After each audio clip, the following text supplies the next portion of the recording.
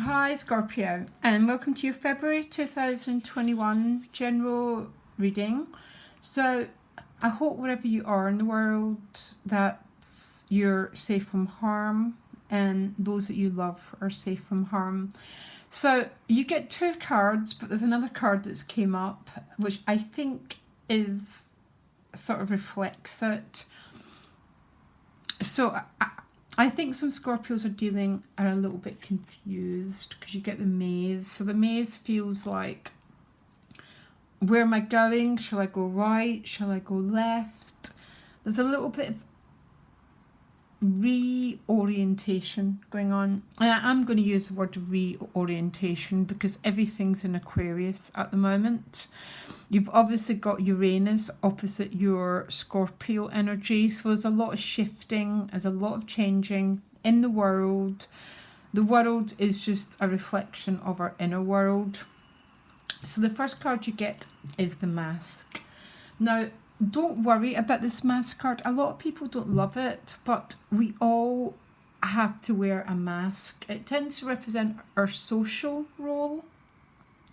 We don't want to live our lives wearing a mask, but without a certain amount of it, life would be absolutely crazy. Yeah, and we're all just letting it out, letting it rip, letting everything out. So the mask is about wearing a certain social role. We just don't want to be wearing it all the time, and we want to be wearing it as least as possible. Yeah. You then get the owls. So the owls represent a lot of information coming your way, a lot of news coming your way, and I think it might be this that's creating a little bit of confusion. I think the confusion might be about direction. I'm not remotely worried. What we're going to do is throw a set of cards. February is a very, very important month. We've got a lot going on astrologically in Aquarius, and Aquarius shakes things up. Yeah, it's Aquarius rules the truth, and there might just be a little bit of shifting and reorientation going on in your private world, Scorpio. So let me have a look. So in the natural zodiac, it would be your fourth house, wouldn't it? Which is, it's the house of family, but it's also Cancer, you know, our innermost self, what we bring forward into the world. So maybe there's a lot of change going on and about how you step into the world, what you reveal about yourself, what you keep private, and that's what the mask is about. So show me what's going on for Scorpio. So behind you, you've got the Five of Swords with the Four of Swords. So the Four of Swords is a card of resting. The Five of Swords can be a card of mental conflict, okay? Words spoken tend to be, yeah, it just tends to be about the spoken word. But words have a tremendous ability to wound. It's almost like we don't want our words to be our weapons. So you go to the Four of Swords, which is about rest. There's a lot of mind energy going on. So let's carry on. So what you want is the Six of Swords. So peace, moving forward, moving on to a new chapter of your life. Very beautiful card. Now the gift is the Three of Swords. Now when it's the gift, it means there's a chapter ending in your life, and this chapter ending in your life is maybe being about feeling separate, sort of. Let me carry on. The challenges and Nine of Wands. Yeah, see, Queen of Cups in your relationships. This is what's going to end the Three of Swords. Compassion, offering love, and this might be receiving it or it might be giving it. Money and work, you get the Strength card. Temperance at soul level, beautiful. Then the Seven of Wands. And then I'll see if I can get one more card over the Seven of Wands. This look, yeah, you do get the Lover's card. It looks like there's a process of it might be reconnecting with someone, so reconciliation with someone, or it might be reconciliating with just reconciliating with life. Yeah, that's what the Three of Swords is. The gift has showed up quite a lot in readings recently, private readings, and it's a period of being disconnected that's coming to an end. And that's very, very clear with the Queen of Cups, because it's this is about either receiving healing or giving it. There's some sort of bridge that's being crossed here. It's what you want. So when you want the Six of Swords, you want to move on. You just want to move on. The Six of Swords is a card of walking away from the Five of Swords. So situations that involve conflict, a mind that's based on, you know, we have these relationships based on conflict more than love. Yeah, I think every single person knows what I'm talking about. The Six of Swords is, I want an end to this. I want a new start. I want something different. And this is what brings the end of the Three of Swords, because the Three of Swords is a mental card, but it's also an emotional card. So in a way, it's states of mind that keep us disconnected and separate from other people. Now, Scorpio, really, when it comes down to it, who on earth wants that? Unless we're being conditioned to live our lives with thinking conflict is more important than love, that compassion, empathy, all that stuff is has no value. The only thing it's got value is war. So tell me why the Three of Cups is, the Three of Swords is coming to an end. Tends to show up with like the Ace of Cups or something like that. Now you get the Queen of Wands though. I'm laughing. Wow. Magnetism, power of the right sort. And the power of the right sort is just, you know, the power of the soul when it blazes through. It's a bit confident, it's a bit self-esteem. This might be a person that brings an end to feeling disconnected and separate and cut off from the world, or it might be you. So the Queen of Wands emerges from the ashes. She is the queen of rebirth. You know, the more she's oppressed, the more the Queen of Wands comes forward, because she's about Shakti power, feminine power, the soul power, and she is determined to bring a cycle to an end. And it's a cycle coming to an end built on division and separation, which means you're over there, I'm over here. Words are wounding rather than uniting. Now the challenge is the Nine of Wands, which is again a little bit of a defensive card. So not everyone might be open to this new approach that you have, because this new approach is about putting the past behind you and bringing new energies into your life. The Queen of Wands is about magnetism. Queen of Cups is about love. Yeah, love based on softness, soft contacts that aren't attacking. The Nine of Wands is not everyone might be automatically open to this new approach. I am laughing a bit, Scorpio, not at you, but when we make shifts and changes, it sometimes takes the world a little bit of a while to catch up with us. So that's maybe what the Nine of Wands are saying, or what we're having to do is we're having to overcome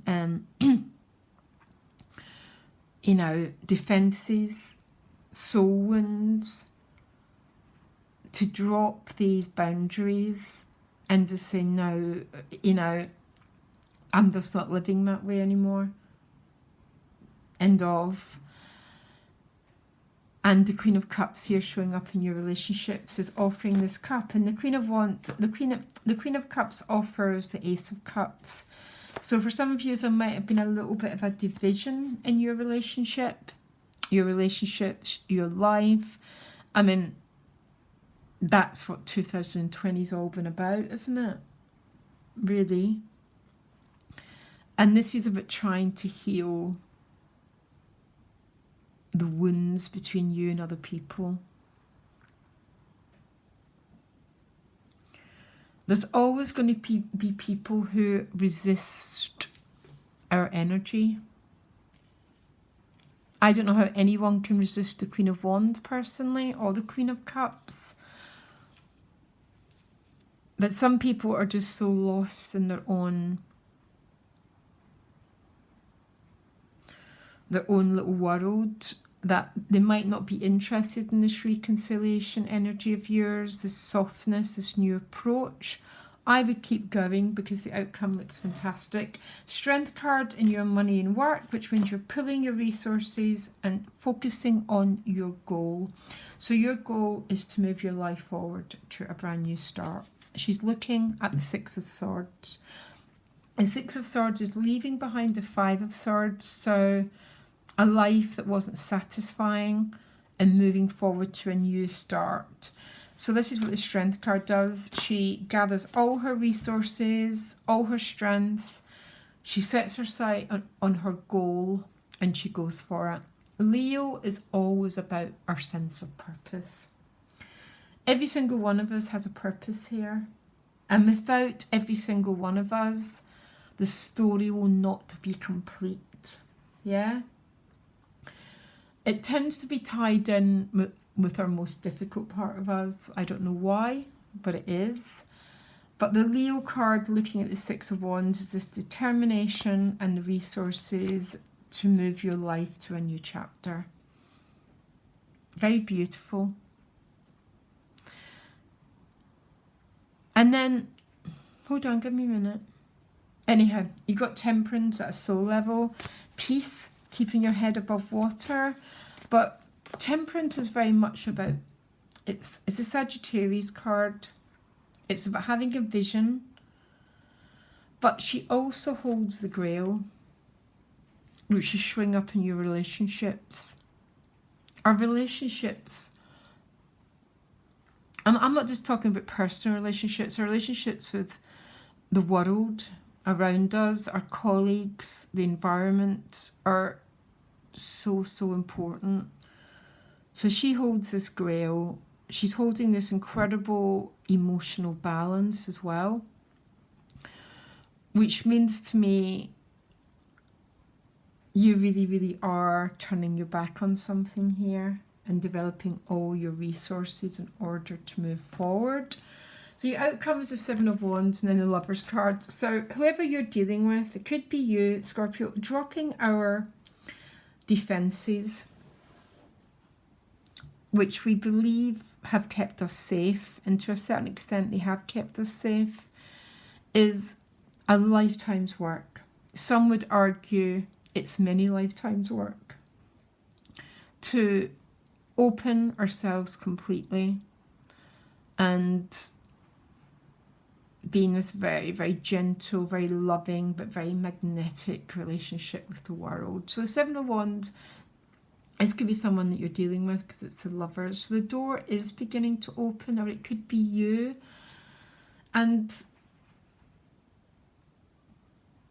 I think of any of the lessons of COVID. I mean, there's two things. It's that a lot of people are getting, oh my God, I just must live my true purpose. But it's about the importance of community, connection. And Scorpio rules merging. It rules those deepest attachments of ours. It doesn't only have to be to people. I'm very attached to, I've got Scorpio in my 10th house, to my career. But there's something here about dropping your defenses, essentially, Scorpio, or dealing with someone else who's very defensive. See, defensiveness is basically, you know, it's about repression and oppression. So I don't know quite if this is your energy or someone else's. Some people would argue it's exactly the same thing. Relationships are about a mirror. So if we're dealing with someone who's really resistant to our more loving or more magnetic way of being, then, you know, we have to just say, okay, this is part of my story, this is part of what's happening to me. How do I keep opening? How do I keep softening? Because it looks like it's going to work if this is a relationship energy. If it's not a relationship energy, the Lover's card is called the Choices card. So again, it might be, intends to be the choices is, do I stick with the known path? Or do I keep walking towards what my heart desires, what the Queen of Wands desires? Because the Queen of Wands is, you know, she doesn't follow anyone else's rules. She is just got this huge aura, this huge chemistry, and this huge energy. And she's bringing an end to the Three of Swords. So this might be living by someone else's rules, someone else's value systems. And what you're trying to do is get to your own truth. Your own truth, that's what Aquarius is all about. And all the planets are in Aquarius. The whole theme of 2021 is the truth. Okay? And it might take you beginning to be this energy for the rest of the world to start to catch up. Being a fixed sign, the fixed signs are the leader signs, which means they tend to have to hold the frequency first.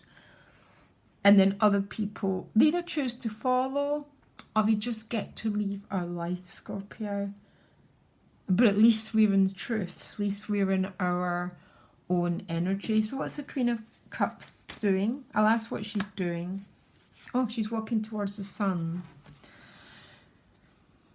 So whatever you're doing in your relationships, if there's something about reconnection here, it's going to go incredibly well. It's met with the sun, which means it's met with, even though you have got the Nine of Wands, it's almost like eventually these defenses begin to fall. If we consistently stick with a certain quality of energy, people just begin to soften. The defenses begin to fall, not because we're trying to get rid of them. It's because we're standing in such an incredibly positive quality of energy that those defenses begin to fall automatically. So when we're in our shadow, Scorpio, you know, we have got a lot of defensive energy, but when we're in our power, we don't really need them because we walk away from something if it's not fulfilling. But we do it with a dignity and a grace. Yeah, and we begin to drop those weapons and open our heart. And the rest of the world just gets to catch up in its own time. Yeah. And it looks like it's going towards some sort of reconnection. Or if it's not a reconnection with another person, it's about the Fool's journey. And the Fool's journey to enlightenment is about learning to follow his heart. His heart. Not everyone else who put a sword in it, Scorpio. That's not following our heart. That's following our wounding. Anyhow, I'll speak to you later. So much love. And the links to my website are below. Bye.